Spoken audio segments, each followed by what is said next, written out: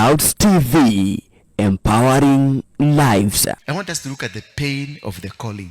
The pain of the calling. Yes, we have understood that how God calls you, but the calling, the God of your calling. Now let us look at the pain through that God. Through that same God who called you, he will pass you through the pain. And they will even wonder, does God exist? I have so many people in here church, hii kanisa yetu hapa, wanaulizaka kama Mungu anaishi. Kulingana na ile mambo wamepitia, na venye wameomba, na venye wametoa masacrifice, na venye wametoa masadaka, hata hii church wameosha. Karibu warabe na ulimi wakipatafuta upako. But nothing is working. Unakuta ukitoka sasa hapa, umefanya kazi yote ya kanisa, ukitoka hapa unaenda nakuta kufuli kwa mlango. Ama unapata barua ya nani anaitoka kiateka, amesema kesho saa 12 tukute umeondoka, hata hutaki vitu zako, uchukue vitu zako, tuna nyumba imepata mtu mwingine. Sasa hiyo unashindwa utaenda wapi? Na jana jioni hata kukula haukukula, laji haujakula, unataka kuenda na ndivyo umeworship guy. Sasa unakuta kila kitu is not working, nothing is working despite, na hapa Mungu alikutumia rajawa mpaka ulithioma baba anasema mtaenda kubarikiwa, kanisa litabarikiwa, Mungu amesema. Huyo Mungu alisema kwa huyo jamaa, lakini nakuta Mungu huyo hakusema kwako. Yule Mungu alisema mlango inafunguka, na unakuja unasema kesho unakuja unatapatia ushuhuda, Mungu alisema na alitenda. Nilipofika tu huko, nisikuwa na pesa ya kulipa nyumba, nilikuwa nimedretaniwa nyumba yangu itafugwa. Kufika huko msichana tulikuwa tunasoma naye secondary school, anakuaga US, akanikumbuka, akanipigia simu, akanitumia 100,000. Mimi ninashukuru, nimekuja hata kutoa ushuhuda vile Mungu amenitendea, hata nimeleta fungu la 10. Yule aliyenena wewe kwenda kufunguliwa, yeye unasikia hata vitu zake zote ziliokishoniwa. Sasa unashindwa huyo ugai kali uliko ni Mungu gani, anakaaga aje? Maana anakusikia, anasikia, anakutumia wewe kuprofesaia huyu, lakini wewe ambao umeprofesai unabaki kwenye shida. Sasa unashindwa, mbona mpaka unaona sitarudi kuprofesai? Because the more I prophesy, the more I get into trouble. And the more I prophesy to people, wanafunguliwa na mimi nawachwa into trouble. Na ukienda nyumbani unakuta bibi anakukaa moyoni, mwanaume kama sisi unakuta bibi hajui kama umeokoka ama umeprofesy ama hujaprofesaiwa. Anataka mahitaji ya nyumba, anakuangalia tu hivi, anakuuliza ni higo akinya utikire na gasi. Ukienda kuinama kutafuta kufanya mfuko na hauna hata kadururu kanaweza kununua gasi, anagiria totire nario ona maene mararengirwo. Unakuta vitu kama 6 zilikatwa zinahitaji ni vitu zote za dharura. Unajua vitu vingine unaweza afadhali stima ikatwe, si ya dharura sana, maana kabakado kanaweza kufanyikana. Maji ni ya dharura. Bwana Yesu asifiwe sana. Kagasi ni ka dharura. Na kwana mnaishi kwa plot, kwa hivyo huwezi kuhakisha nini? Huwezi kuhakisha makaa ama kuni. Alafu wewe ni ule mzee mwenye atabuagi wasewa makaa. Bwana Yesu asifiwe sana. Ukipita venye unafanyaga unawagiaga na madharau, ukiwapita hivi mpaka kwa sababu ya fubi unaweka kakile kakitu kakunana kakufanya hivi ndio upite, ukienda padile ingine. Wacha na katikaga kagazi kana kitikaga wakati tumaji to ugali tumechamuka, wakati tu umemwaga kauga kanaenda. Bwana Yesu asifiwe sana. Sasa hiyo hapo ndio naimbaga nyimbo ile deep worship. Yani ukitisha neema ya Mungu, Mungu ateremsha gasi ingie. Na sasa hiyo mpaka unafuga macho, unaiba ukifuga macho ndio kagasi kaingie usikao. Unaweza kuona ni kama Mungu atakagi tuone miracles ikifanyika. Sasa unafuga macho ndio kagasi kajikuje kajiigize huko ndani. Mpaka wakati unafungua macho unatigisa gasi, unasikia bado haiko kitu. Mpaka unakata sasa maombi, unafikiria neiba ama mtu rafiki yako mwenye alikuwa na kadeni. Unapigia mtu mwenye alikuwa na kadeni mpaka anakuambia in fact I was dialing your number, nilikuwa nataka kukuambia tu unitumie hata kama ni 500, mimi ndio niko na shida ile baya sana. Alafu kukaa kidogo kuna kadeni ka yule mama wasukuma, na yeye anakuambia sasa ulisema utanilipa pesa yangu. Na unajua venye wanaogeaga baya kwa sababu ya kuamka mapema, kuenda soko mapema na kushida wakitukana na kuua huko. These things happens to most Christians.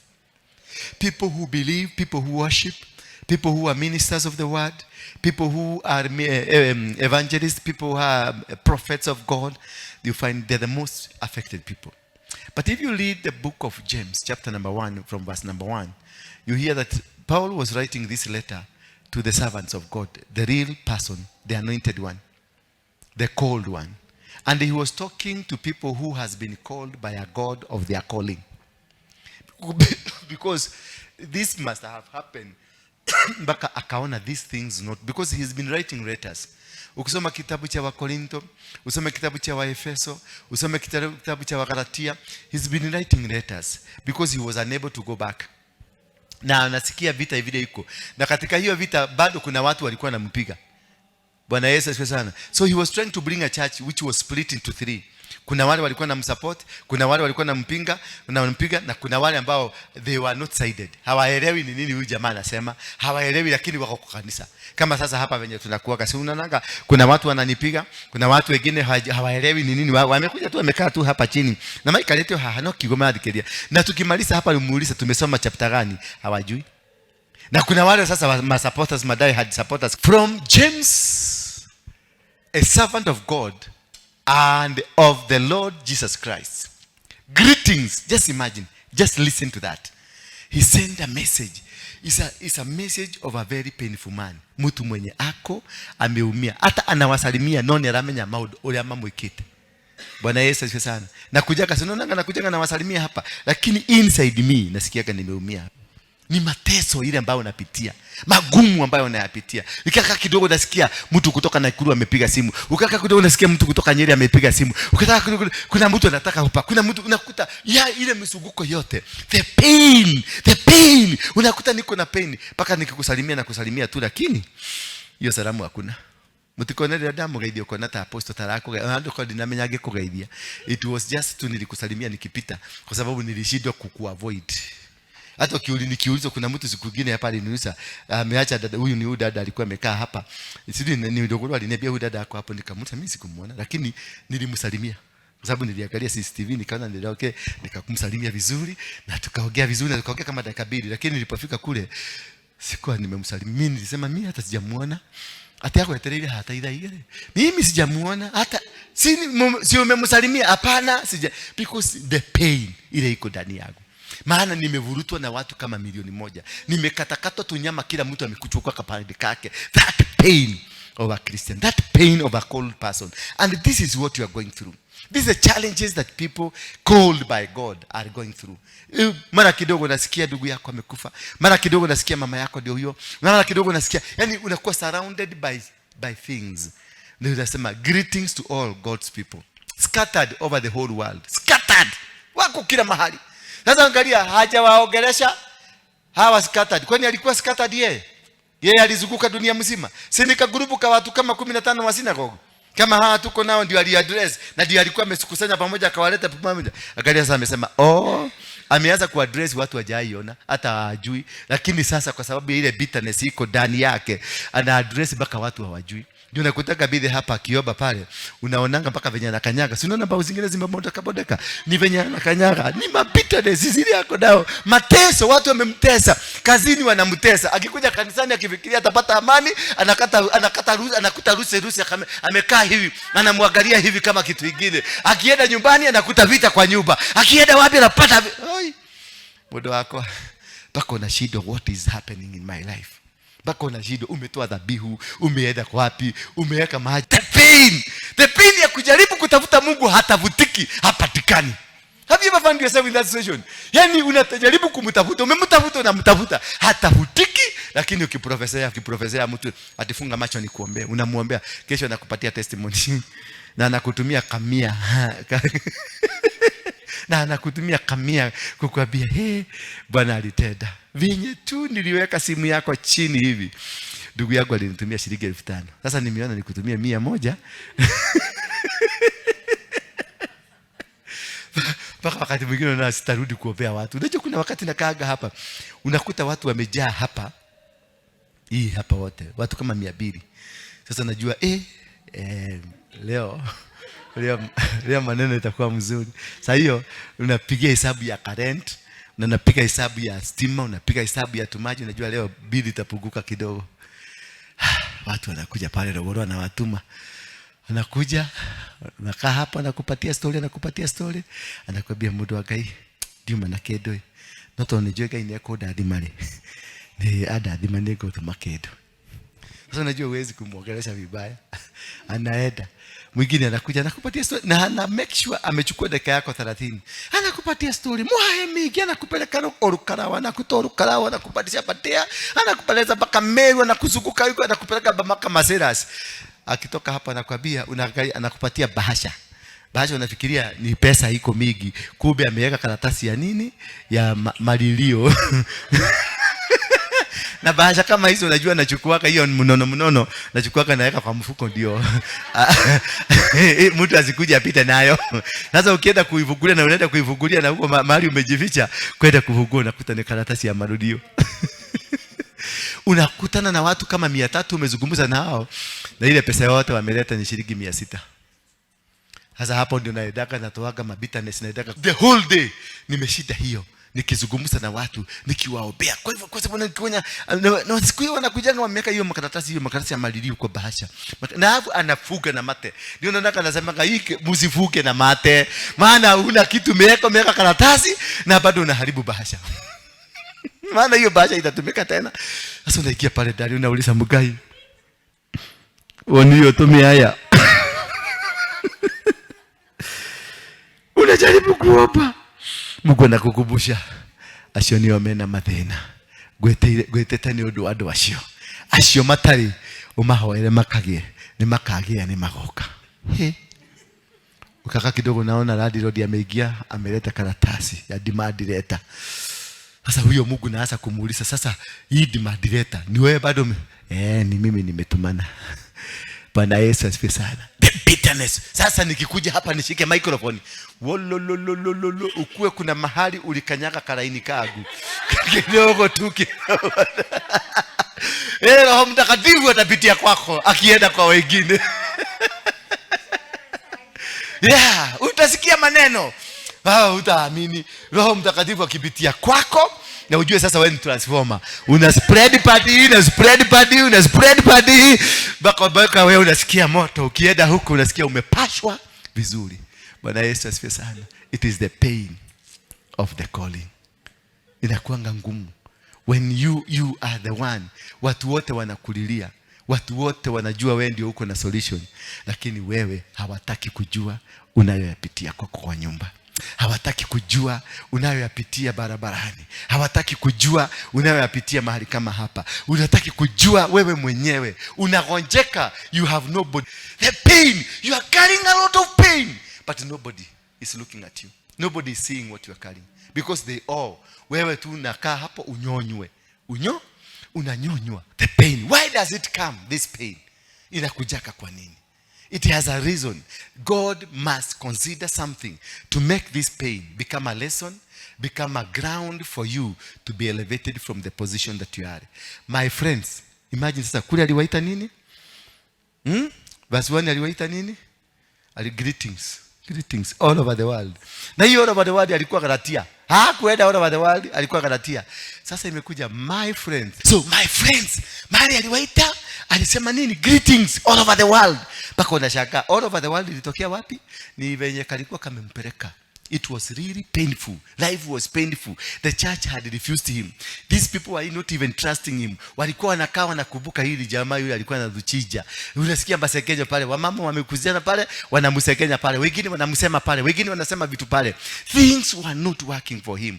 Na ikabidi sasa aandike mabarua. Maana kumbuka kuna mahali alienda akatwagwa. Kuna mahali alienda nyoka ikamuuma. Kuna mahali alienda wakamfungia jela. Everything was not working for him. He resorted to writing letters. Just imagine you ukinyete hadu hakuandika mtu message. Greetings brethren. I greet you in the name of Jesus. Today I'm not going to attend church. Ni mimi sasa on Saturday. Today I'm going to attend church. I have an emergency. But I want to encourage you in the name of Jesus. My friends, consider yourself fortunate. Unaona sasa venye analeta lugha kwa sababu anajua the pain that these people are enduring. anajua the pain these people are going through. It's very painful, very awkward situation. A situation that is so difficult that, my friend, consider yourself. My friends, hello, my friends, consider yourselves. You can imagine mutumio dali na wetekio. Oketa gutishira Ngai maisha. Nanyita uguari, the most likely things will not work. Ashoke dia jinyurie. Eko jinyurie umete ko kwa apostle. Adoma dia kanitheo makeita. Now you can see all this coming back to me. All this coming back to the members of here. Consider yourself fortunate when all kinds of trials come your way. All manner of trials. All kinds. When they come your way, consider yourself fortunate. Hallelujah. Is that a very good statement? Is that a good statement really? No, consider it that you are very fortunate. That challenges, trials have come your way. Things have come your way when all kinds, not specific trials, all kinds of trials when they come your way. Verse 3, consider yourself fortunate. This is now, he's talking to a called person. Mutu ameitwa. Mutu amefanya nini? Hii si statement ya mutu hajaitwa. Hii kuambia mutu hajaitwa ni kumaanisha you want to be, your head to be detached. Kwera mudo thiaga at this week ako kwa mugaga, the next week ako kanisani. Iyo ikigine ako kwa manyuro, iyo ikigine ako kwa Waruinge. This is not a statement for them. This is a statement for a person who is ready to sit down and be nurtured. If you know that when your faith succeeds in facing such trials, for you know, consider yourself fortunate, for you know that when your faith succeeds in facing such trials, the result is the ability to endure. When you go through these trials, when you go these challenges, when these challenges, they obstruct you, they fight you, they bring you down, they make you have a spirit of enduring. Zinakuweka unakuwa na nguvu, zinakuweka kuwa na moyo wa kuvumilia, moyo wa kupenda Mungu, moyo wa kujua leo Mungu hakuja lakini kesho atakuja. Mwaka huu Mungu hakuja lakini mwaka ujao Mungu atakuja.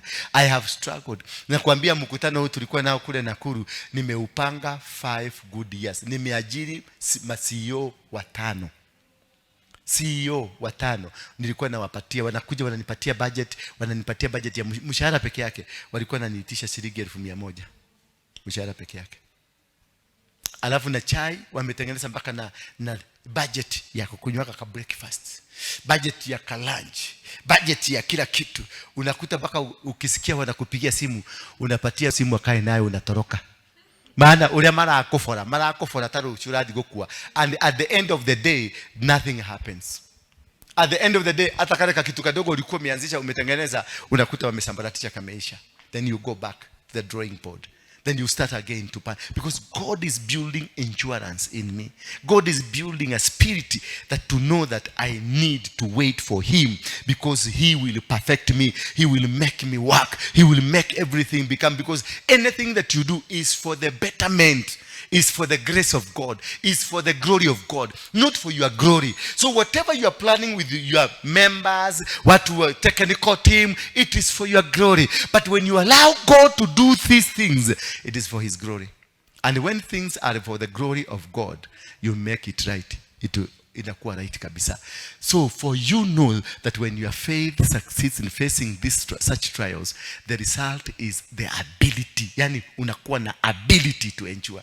Hata mtu akikuja na story gani, hata mtu akikuja na skando gani, hata mtu akisema nilikuona, you are able to endure. You are able persevere. You are able to stand your ground and na kusema I am still with my God and nothing can change me from the position of God. Verse 4, because you are umekuwa na stamina.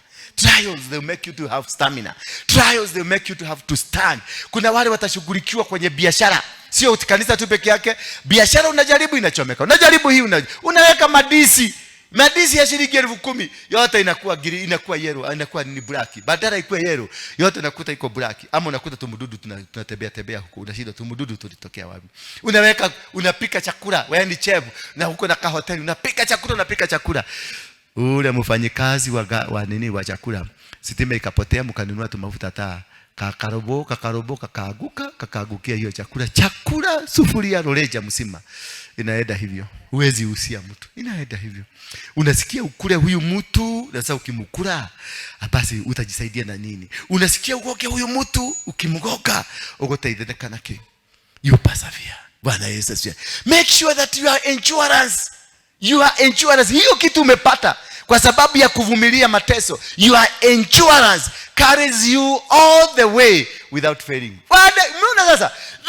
When you have endured, it will carry you all the way without failing. Now from here going forward, hatutafeli kwa kitu yoyote. Maana tumepita nini? Tumevuja hiyo mwapa. Nilipita mashoti kati zangu zote, Mungu akablock. Baka nipite ile njia anataka nipite. Nilipopita, milango yote imefunguka. Wherever we are going. Sikiliza sasa msikilize taifa lote. Leo GACHAGUA walikuwa, juzi GACHAGUA walikuwa na nani? Na Uhuru. Leo amekuwa na nani? Na RUTO. The same platform. They are speaking about peace. Yes, wako na my emotions, wako na manini, zitakuatia ma moods, zitakuatia. Mshitakatia. My feelings, wanakachiana my feelings. Wanakachiana, but the same platform, and they had sworn they will never be. Bwana Yesu asifiwe sana. That is the effect of what you are doing. That's the effect of bringing the nation together and conquering the enemy called hatred, tribalism, chauvinism. Zote zitaisha. Hiyo ni platform, because God, I'm doing it right within the season of God.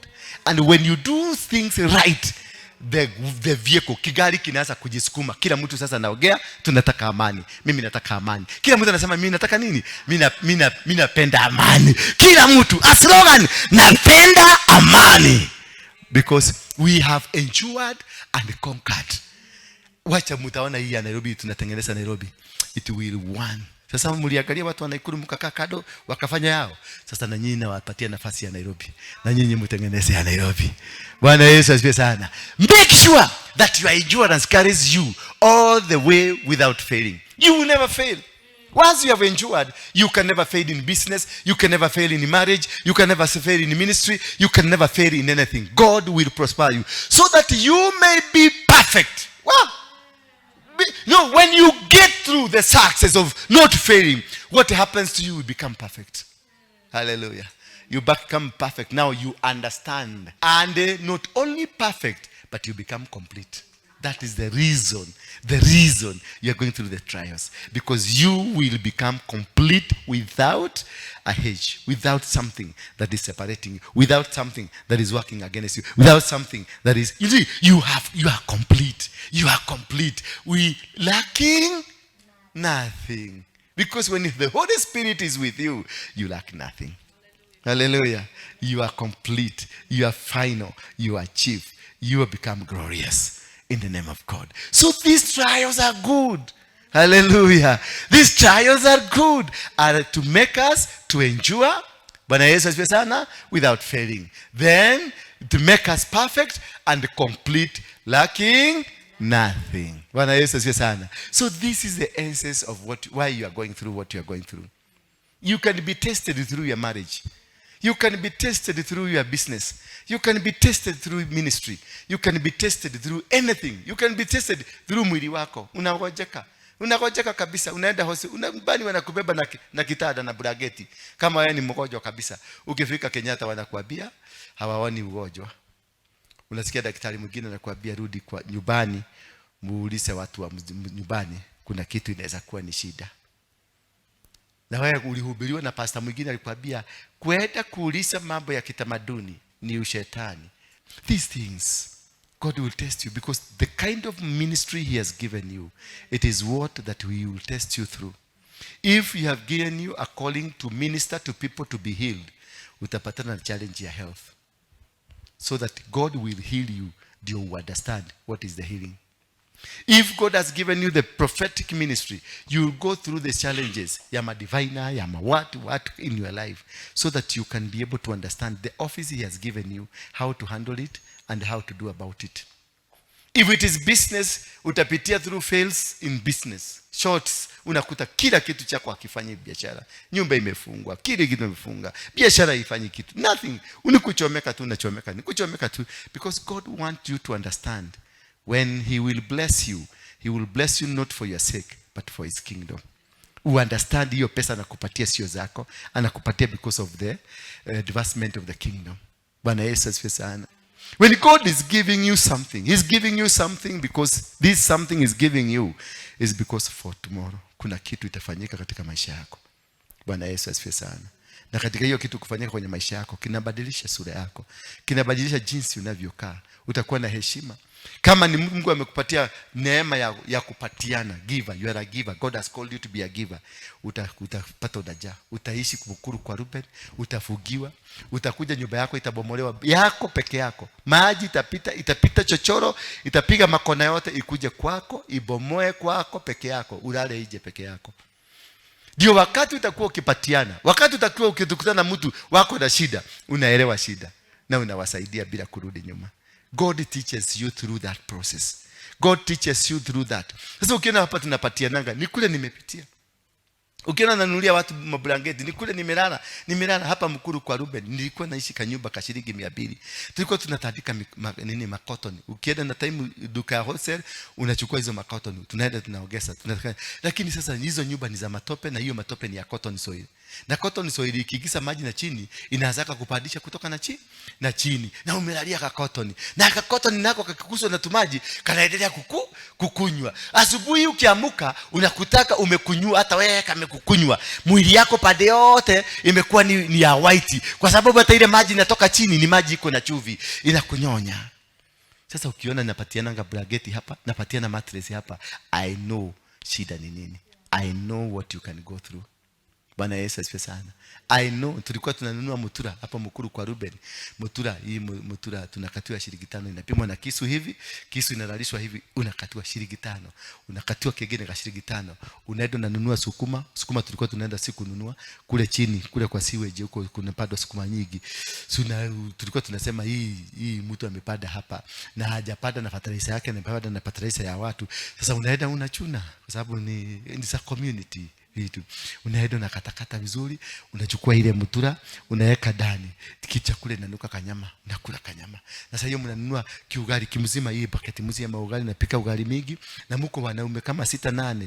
Sasa wewe hauruhusiwi kukula venye watu wanakulaga kama mkisi. Unaruhusiwa tu, unashika ugali, unashika kiugali, unarusha juu, unashika unakifinya vizuri, ukitafuta kidole ya unyango, kisha unatobokia. Maana utumieka maji mingi, unatobokia, unakula ugali. Unatobokia, unakula ugali. Hakuna kukula nyeni kwa dhati nyingi, maana na kanyama si tumetura tuwili, kapisi yako na kanakuliwa na watu 7, watu 8 wanaume. Bwana Yesu asifiwe sana. Na unakuta tumeshiba. Na kutoka hapo kila mtu amechukua kadi yake, tunaanza kucheza kadi. Wengine ako na ile kitu ya kusukuma, inaweka pale. Sasa ni kwenye yawae mpaka saa 6 usiku, saa 8 ya usiku. Sasa hiyo tunapita tunatumana mchanga, kachupa kamoja kamnusu kabuyu, mnapiga mnalala. Ukitukuta huko usiku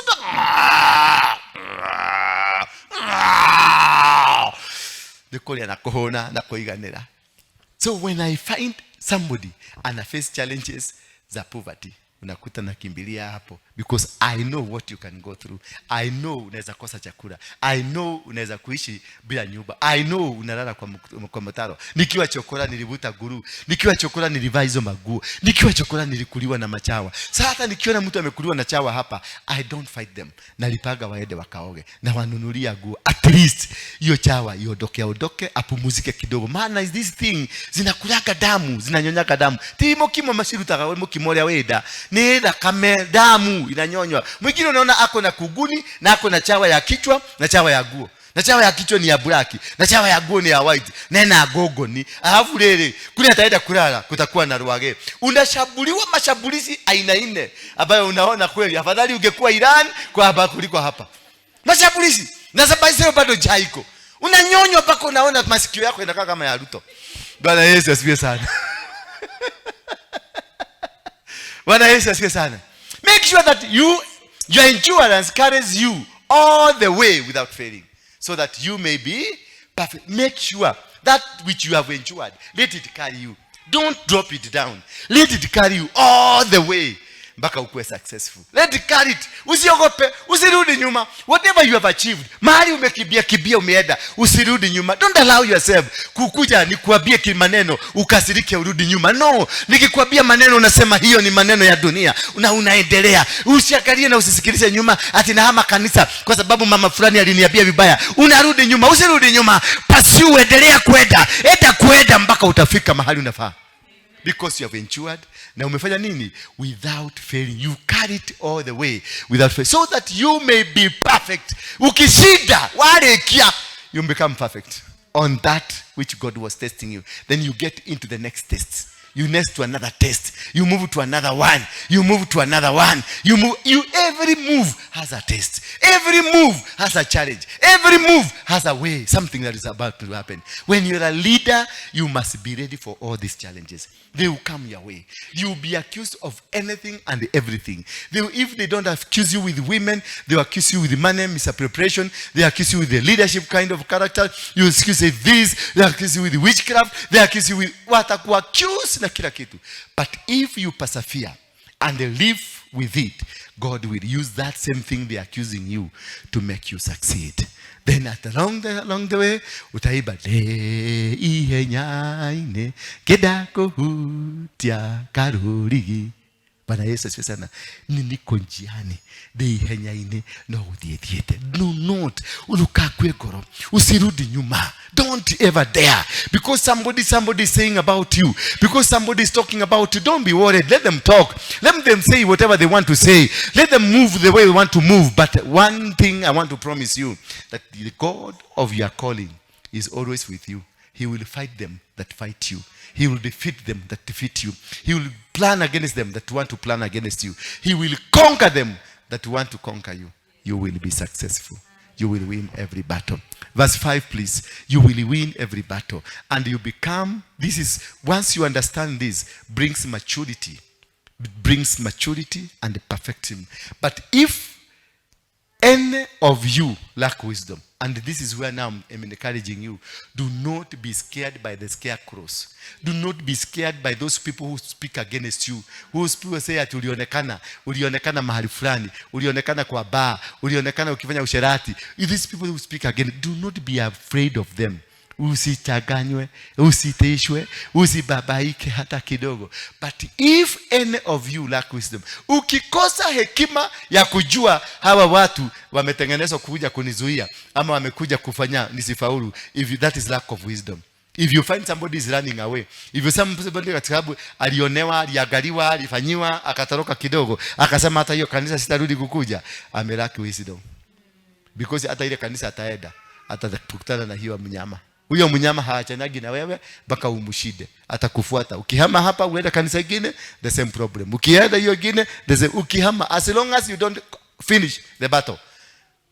The battle line. Kama humfinish, itakufuata tu mpaka upite hii mtihani. So you need wisdom to understand. Eno niko mereda kudhokeria. Na sasa deal na hiyo shetani. Yeah. You should pray to God, who will give it to you. Wisdom is given by God. Remember the times of King Solomon. He had the power. He was a king already, but he sought wisdom. Alichinja ng'ombe 1,000. You do a sacrifice. Always. In once for a month. Mara moja kwa mwezi. Tafuta dhabihu unalete hapa ya kuomba wisdom. Wisdom si ati uko nayo hauna, hujapatiwa. Ni kuomba unaitishaga Mungu akupatie hekima ya juu kuliko wale wengine. Ndio hata ukiongea watu wanashindwa, huyo modoli alutaka koma udubaya. Huyu mtu anatoa wapi maneno kama hii? You need hekima ya kujua kuongea, hekima ya kujua kutembea, hekima ya kujua kujibu maswali, hekima ya kujua kufanya kazi ya Mungu, hekima ya kujua kudili na wanawake. Unakuta wanawake 300 wote wanakupenda.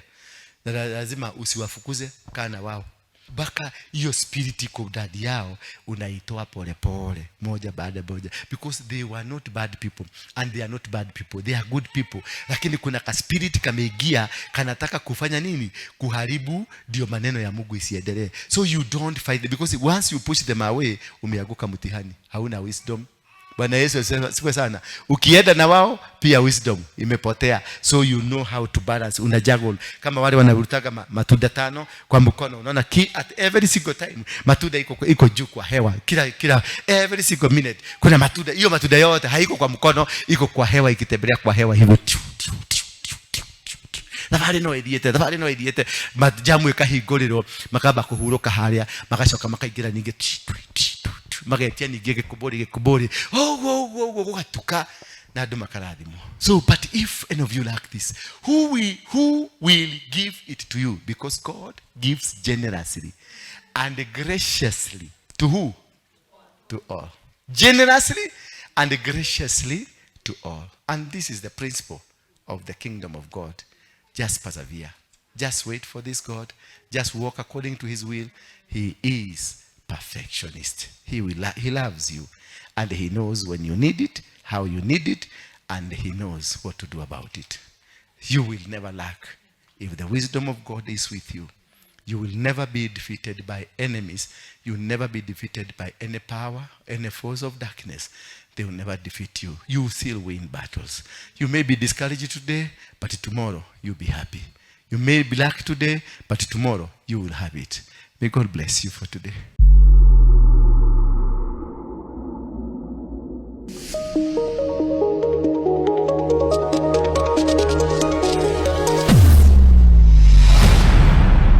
Bethel Clouds TV, empowering lives.